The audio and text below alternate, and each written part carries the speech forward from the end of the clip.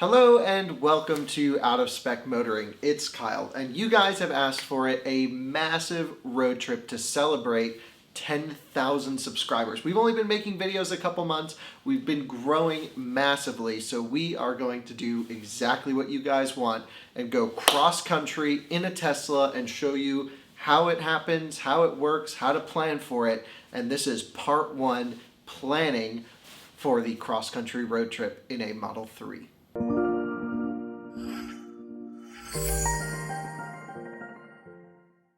Now you guys know I love to road trip, and I've done cross-country trips in Teslas before, but I've never actually taken the time to show everyone the exact process that I go through, what I pack, how to think about charging. And so our videos, I think, lead to a little bit of confusion because I always just get in the car and start going.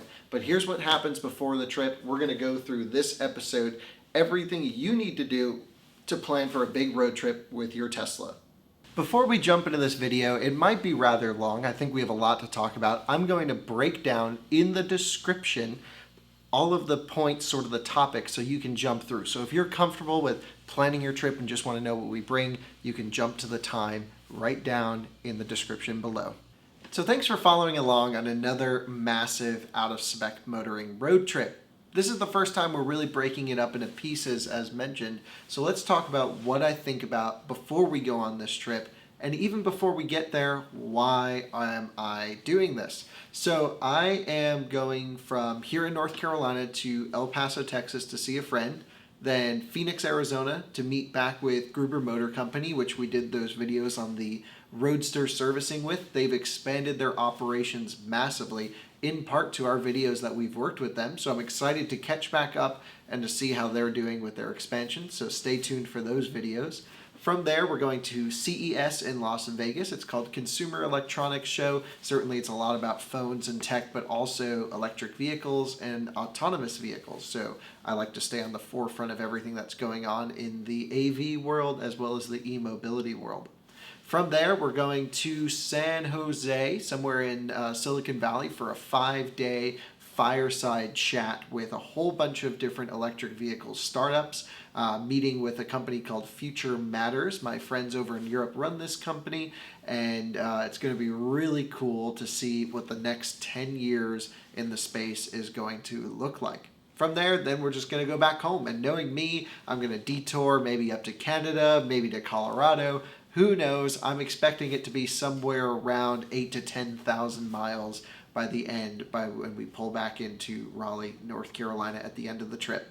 Now, typically when I go on a trip like this, I will just get in the car and go, throw some bags in there and not even think about. Road tripping a Tesla is so easy. It really requires such little planning. But if this is going to be your first trip, or you're just interested to see the thought process that I go through to road trip, let's go into it and I'll show you a little bit of just a few things you can do before you road trip your non-internal combustion engine car, where electric might be a little different.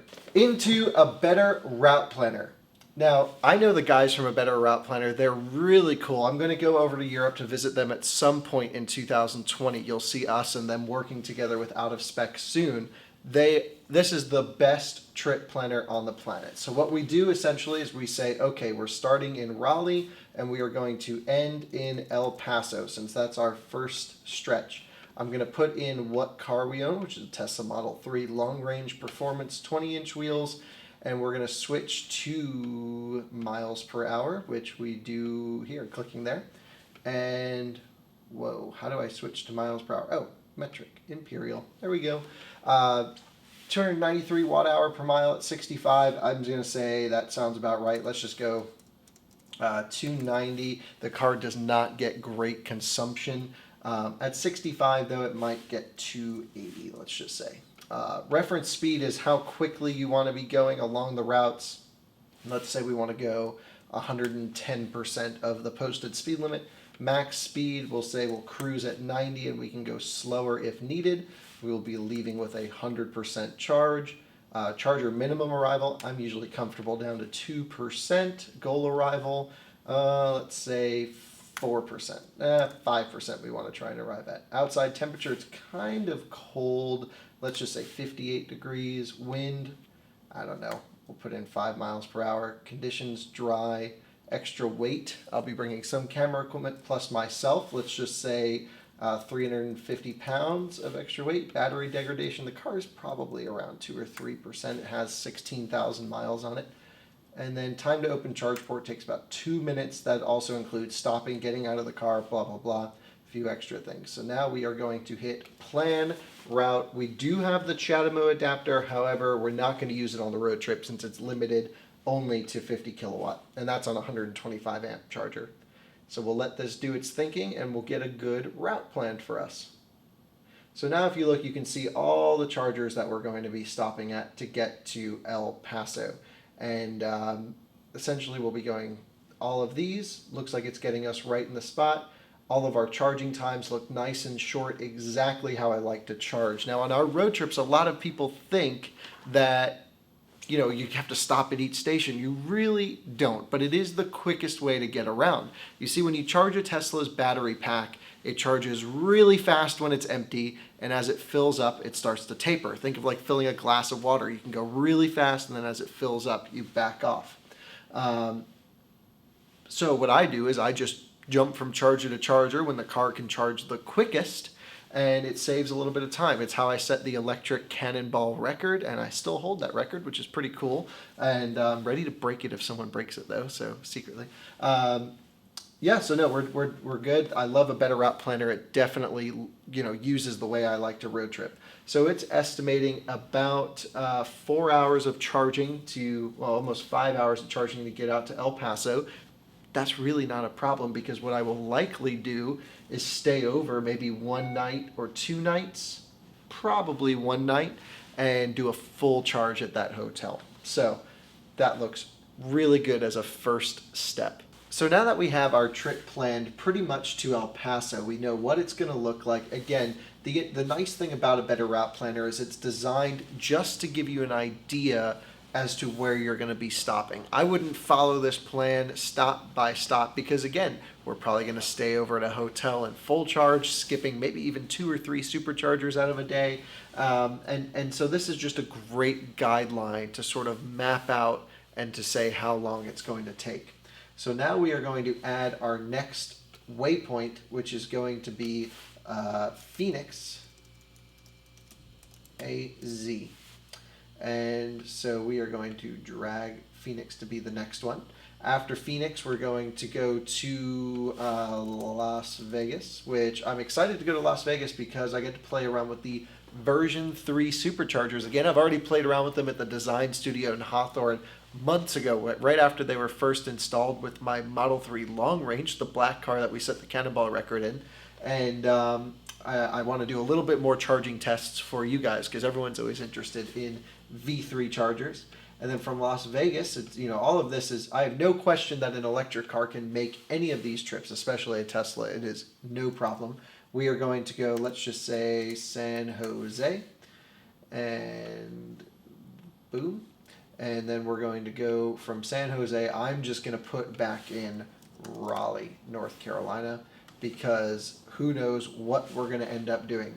So now I'm going to task this thing with a huge amount of data for it to basically calculate all this out. We're going to hit plan route, and here's what the loop roughly is going to look like. Now keep in mind, I may not stick to this, but it is a good idea to wrap your head around what I might be doing over the next few weeks of driving. So here is what the trip looks like. A better route planner is amazing. Their algorithms are so cool. They look at elevation, speed, and it really gives you a very accurate representation of what you can expect. Now the blue means we have no problem making it super easy. The little gray and red through here essentially means that, hey, you're going to have to slow down below whatever our 110% of our speed is, maybe drive at the speed limit, just to make it to the charger. So there's nothing here we won't be able to make it to. It just says our maximum speed will have to be 62 miles per hour for one stretch through the Ozarks. Now again, most people will just travel on a route that goes through the major cities. This is just the way that it's taking us, so we'll see when we get there what direction we end up going. But it's great to know that we'll have no problem making it anywhere on this trip. Already expected that, but it's good to confirm. All right, let's talk the car. There's really only one thing you need to do. One, make sure your tires are good, your brakes are good, but because it's an electric car, you likely do not need brakes, but you should adjust your tire pressures. This is a little mobile unit.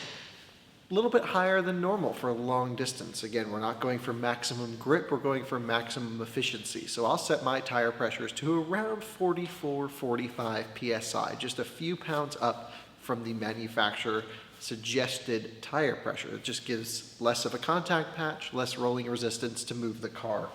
Now, charging. Again, for the most part, you'll be using Tesla superchargers along the trip. That's what we're planning. But when we get to a hotel, you'll find most likely they'll have a level 2 station. And the way you find that is with an app called PlugShare.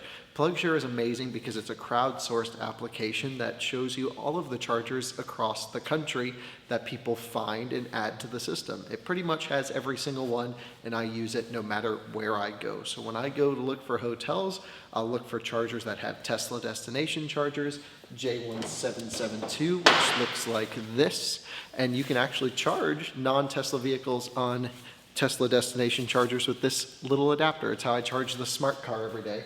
Not that we need it for this road trip.